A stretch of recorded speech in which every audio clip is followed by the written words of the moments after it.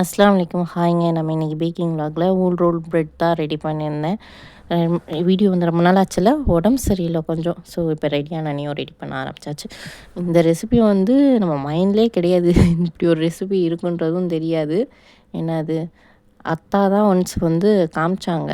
அவங்க எஃபியில் வீடியோ பார்த்துருக்கேன். இங்கே பாரு இந்த மாதிரிலாம் பண்ணுறாங்க, நீ என்ன பேக்கிங் பண்ணுற, உனக்குலாம் இதெல்லாம் செய்ய தெரியாது, உனக்கு வராது அப்படின்னனையும் அப்படியா அப்படின்னு சொல்லிட்டு அவங்களுக்கு டேப்லெட்ஸ் எடுத்து கொடுத்துக்கிட்டே இருக்கையில் அவங்க காட்டினதே பார்த்துக்கிட்டே எடுத்து கொடுத்துக்கிட்டு இருந்தேன்.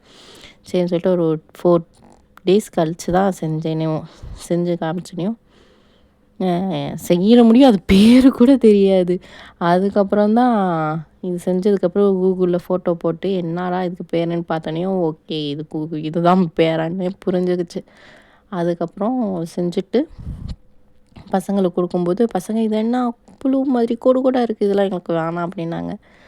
கொடுத்தனையும் லாஸ்ட்டில் அவங்க தான் காலி பண்ணதையும் அவங்களுக்கு ஸ்நாக்ஸுக்கும் வேணும்னு சொன்னனையும் ஸ்கூலுக்கு ஸ்நாக்ஸுக்கும் தனியாக எடுத்து வச்சுட்டு மிச்சத்தை ஃபுல்லாக காலி பண்ணிவிட்டு எங்கள் பெரியவங்களுக்கெலாம் ஆளுக்கு ஹாஃப் பீஸ் தான் அப்படி கொடுத்தாங்க. ஓகேன்னு சொல்லிட்டு முடிச்சாச்சு.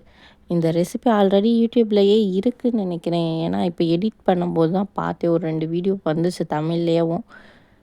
சப்போஸ் யாருக்கும் இந்த ரெசிபி வேணும்னா கமெண்ட் பண்ணுங்கள். எனக்கு கமெண்ட்லாம் வராது.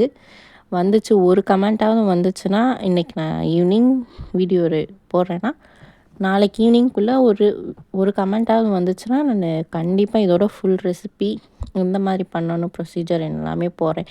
நான் தெரியாமல் தான் நானும் செஞ்சேன். அதுக்கப்புறம் போய் நேமை போட்டு தெரிஞ்சனையும் அது ப்ரொசீஜர் எல்லாம் பார்த்துட்டு ஓகே நம்ம எதுவும் டிஃப்ரெண்ட்டாவோ வேறு எதுவும் மாற்றியோ செய்யலை, கரெக்டாக தான் பண்ணியிருக்கோம். ஆனால் தெரியாமே பண்ணியிருக்கோன்னு தெரிஞ்சிச்சு.